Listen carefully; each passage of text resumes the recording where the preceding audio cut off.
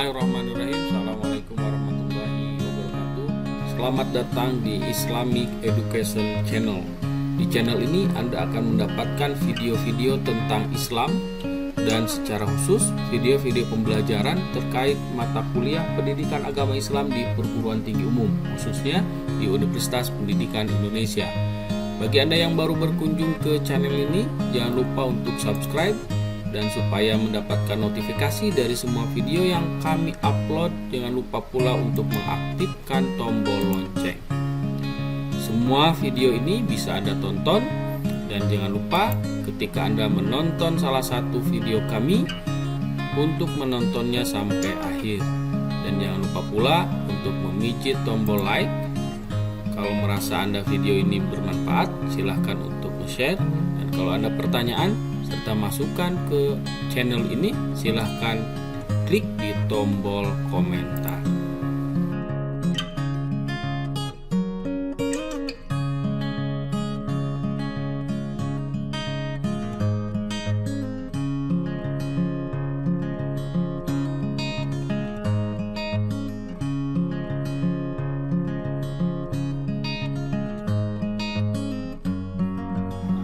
Terima kasih.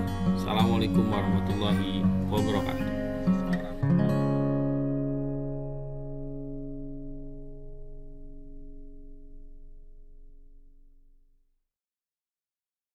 Bismillahirrahmanirrahim. Assalamualaikum warahmatullahi wabarakatuh. Bertemu kembali dengan saya di mata kuliah evaluasi pembelajaran PAI. Di video keempat kali ini saya akan menjelaskan tentang uji validitas satu item tes. Di video sebelumnya, 3 video sebelumnya tentang uji validitas, di video pertama saya menjelaskan tentang salah satu syarat satu instrumen tes itu baik. Kriterianya adalah instrumen tersebut harus teruji validitasnya.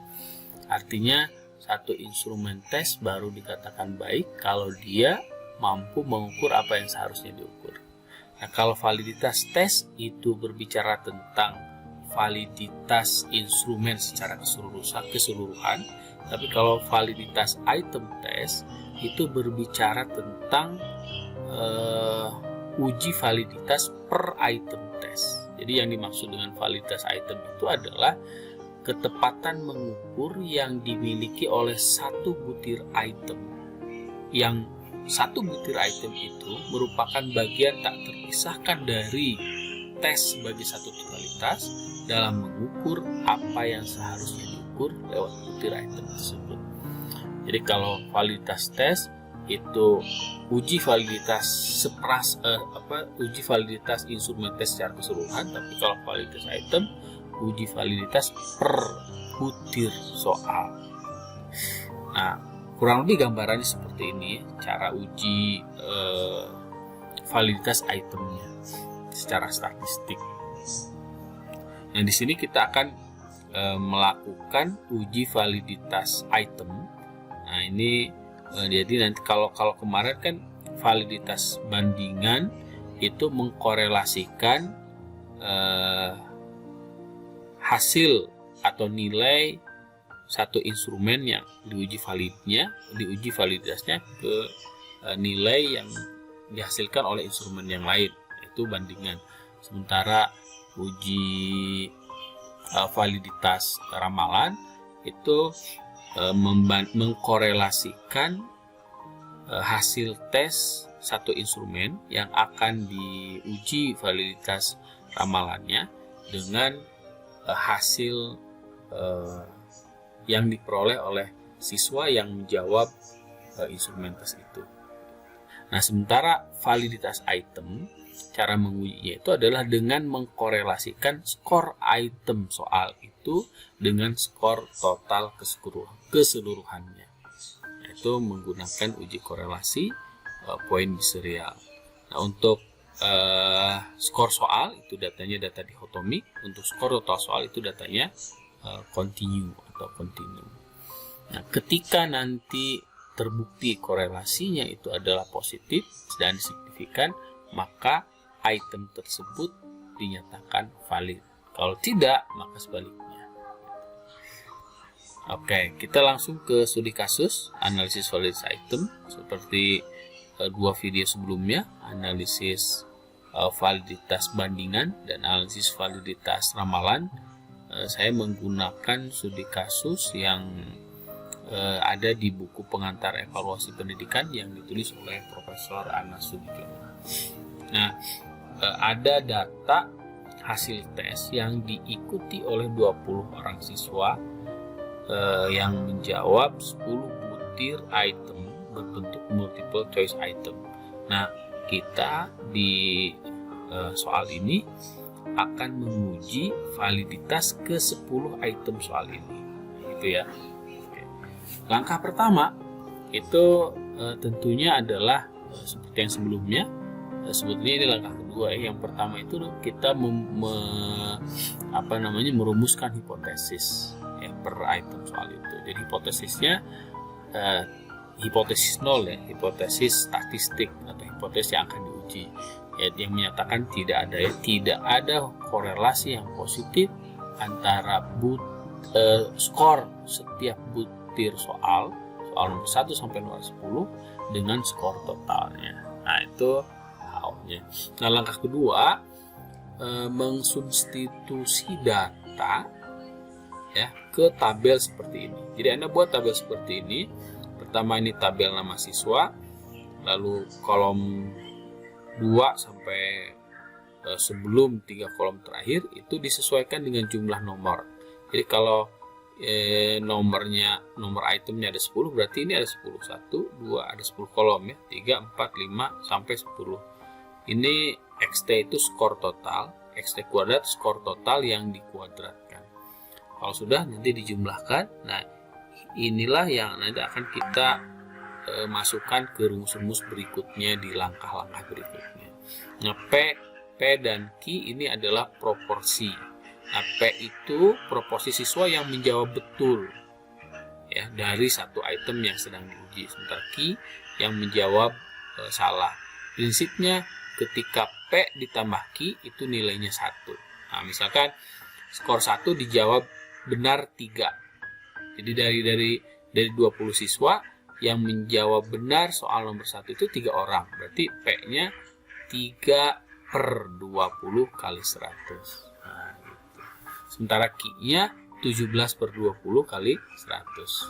Nah, jadi 0, sekian. Misalkan kalau ini supaya mudah, misalkan 10 ya. Jadi 10/20 kali 100 berarti ini 0,5, ini juga 0,5. Jadi kalau P sudah diketahui ya tinggal ya, kalau P-nya 0,3 berarti Q-nya 0,7. P-nya 1 berarti Q-nya 0. Berarti kalau posisi seperti itu semua siswa menjawab benar soal ini. Nah, itu ya, itu proporsi P dan Q ya, itu langkah kedua. Lalu langkah ketiga mencari min dari skor total ya. Mencari min dari skor total. Ini simbolnya begini. Nah, cara mencarinya jumlah skor total dibagi N. Nah, ini jumlah skor total, berarti ini jumlah skor total dibagi N. Hasilnya adalah rata-rata dari skor total. Kemudian selanjutnya adalah langkah keempat, yaitu mencari deviasi standar atau standar deviasi total dengan menggunakan rumus ini. Ya. Ini rumus standar deviasi total, akar dari skor total kuadrat dibagi N. Nah, skor total kuadrat itu ini. Nah, ini ya, skor total kuadrat, bukan ini dikuadratkan ya, tapi yang ini. Skor total kuadrat ya, dibagi N dikurangi skor total per N skor total dibagi N kuadrat. Nah, yang ini beda dengan ini ya. Jadi skor total kuadrat itu yang ini. Nah, ini yang dikuadratkan. Oke, gitu ya. Itu langkah keempat, standar deviasi total. Nah, langkah keempat itu adalah mencari min dari skor total yang dijawab benar oleh siswa dengan format tabel ini. Ya. Nah, caranya begini. Jadi ini nanti ya yang ini nih. Nah, ini ke sini itu adalah item soal. Jadi kalau ada 10 soal ya ini sampai 1 2 3 4 sampai 10. Kalau 30 soal berarti ke bawah sampai 30. Nah, ini adalah siswa yang menjawab benar soal nomor 1 ya. Carinya di sini. Nah, di sini. Jadi siswa yang menjawab soal nomor 1 ya, siswa yang menjawab benar soal nomor 1 yang ini nih, siapa saja di sini. Nah, itu maksudnya ya. Oke. Balik lagi. Nah, misalkan soal nomor 1 itu dijawab benar oleh siswa A, B, dan J misalkan ya. Nah, lalu yang di sini kita cari skor yang diperoleh oleh A, skor yang diperoleh oleh B, skor yang diperoleh oleh J. Nyarinya di sebelah sini. Nah, ini skor A, ini skor B, dan seterusnya ya. Nah, di sini nih. Ini skor A, ini skor B. Nah, oke, kita balik lagi. Nah, misalkan si A skornya itu 8,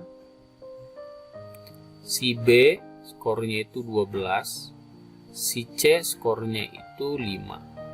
Nah, berarti min skor total untuk item pertama itu adalah jumlahkan 25 dibagi 3. Nah, gitu ya. 25 bagi 3 berarti ini sekitar 25 bagi 3 itu 8 ya. 8,3. Nah, kurang lebih seperti itu. Nah, ini namanya min total skor pertama. Skor kedua juga sama. Misalkan skor 2 dijawab benar oleh siswa A, siswa F, siswa Y, siswa S misalkan ya, dan siswa T. Nah, A skornya tadi 8 misalkan ya. Untuk F skornya 2 misalkan ya. Untuk S skornya 10, untuk T skornya 10 sama. Nah, jadi total 30 dibagi 4. Nah, sekitar 7,5. Nah, ini MP untuk soal nomor 2. Terus sampai selanjutnya. Nah, itu langkah ke 4 ya. Oke. Sekarang kita lanjutkan. Langkah kelima itu mencari indeks korelasi. Nah, indeks korelasi atau RPBI, poin serial. Nah, itu rumusnya seperti ini. Jadi nilai MP ini nanti tadi min skor siswa yang menjawab benar. Ini RPBI dihitung per item ya. Ini RPBI item 1 misalkan ya. Nanti RPBI item nomor 2 dan seterusnya sampai kalau ada 10 item berarti ini sampai 10 ya. RPBI-nya itu sampai 10. Nah, ini rumusnya ini. Nilai MP untuk nomor 1, karena ini misalkan nomornya 1 ya. MP soal nomor 1 dikurangi min total dibagi standar deviasi total, lalu nanti dikalikan akar dari proporsi soal nomor 1. Ingat ini ya yang di atas. Nah, ini. Nah, itu RPBI ya. Kalau sudah tinggal masukkan ke sini. Jadi misalkan soal nomor 1 ini RPBI-nya misalkan 0,825 misalkan ya. Setelah ini hasilnya proporsinya. Misalkan ini kalau ini pasti sama semua. Ini pasti sama ke sini. Ini juga pasti sama. Nah, ini untuk min dari siswa yang menjawab benar. Ini setiap item berbeda ya. Ini masing-masing nilainya beda. Ini juga proporsi nilainya berbeda. Nah, jadi yang sama itu min total sama standar deviasi total. Nah, lalu nanti ini interpretasinya adalah valid atau tidak valid. Nah, gimana cara interpretasinya? Ya, ini langkah ke-8 ya, dengan membandingkan nilai RPBI ya, indeks korelasi dengan R tabel ini ya. Ketentuannya jika R tabel lebih kecil atau sama dengan RPBI, nah, maka item itu valid atau HO-nya ditolak. Nah, sebaliknya jika R tabel lebih besar daripada nilai indeks korelasi poin biserial, maka item tersebut invalid atau HO-nya diterima. Nah, gitu ya. Itu langkah ke-7. Sedangkan langkah 8 menarik kesimpulan. Berapa soal yang valid, berapa soal yang tidak valid. Nah, ini studi kasus validitas item ya. Nah, misalnya ini ada data penyebaran skor hasil tes yang diikuti oleh 20 orang siswa dengan menyajikan 10 butir item bentuk multiple choice seperti ini. Jadi nanti Anda olah datanya, input datanya seperti ini. Ini artinya siswa A menjawab salah soal nomor 1, menjawab benar soal nomor 2. Jadi 1 itu simbol untuk, tadi kan datanya dihotomik ya, untuk skor item itu. Untuk yang ini datanya continue. Nah, untuk A menjawab benar soal nomor 2, soal nomor 6, soal nomor 10. Sementara si B menjawab benar soal nomor 1, soal nomor 3, soal nomor 5, soal nomor 7, 8, 9, 10, dan seterusnya. Jadi 0 ketika siswa jawab salah, 1 ketika siswa jawab benar. Ya. Nah, data ini, jadi ini skor butir itemnya ini sampai, kalau itemnya ada 30, berarti ke pinggir itu sampai 30. Ini skor total, tinggal ini dijumlahkan. Ya. Kalau misalkan dalam kasus ini, nah yang ini berarti skor totalnya, atau kita pindahkan dulu ini ya, contoh. Kita pindahkan ke sini. Nah, ini skor totalnya berarti 1, 2, 3. Nah, jadi siswa A menjawab benar 3 soal dari 10 soal. Nah, ini skor total kuadratnya 3 pangkat 2, 9. Nah, terus jumlahkan ke bawah, jadi jumlah skor total, guys, jumlah skor total kuadrat. Ini jumlah siswa yang menjawab benar, misalkan ini untuk soal nomor 1 dijawab benar oleh 1, 2, 3, 4, 5, 6, 7, 8, 9, 10 oleh 10 siswa. Jadi soal nomor 1 itu dijawab benar oleh 10 siswa. Ini jumlahnya 10, jadi proporsinya 10 per 20 kali 10 per 20 itu berarti 0,5. Nah, kalau ini 0,5 berarti Q-nya 0,5. Karena P plus Q itu pasti 1. Kita contoh satu lagi, nomor 2. 1, 2, 3, 4, 5, 6, 7, 8, 9, 10, 11, 12. Nah, N-nya 12. Berarti proporsinya 12 per 20. Berarti 6 per 10.